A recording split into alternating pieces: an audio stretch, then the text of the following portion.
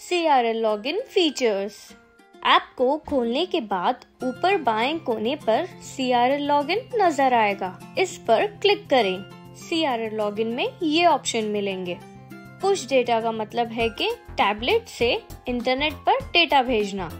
Data push करने के लिए पुश डेटा पर क्लिक करें और इंतजार करें।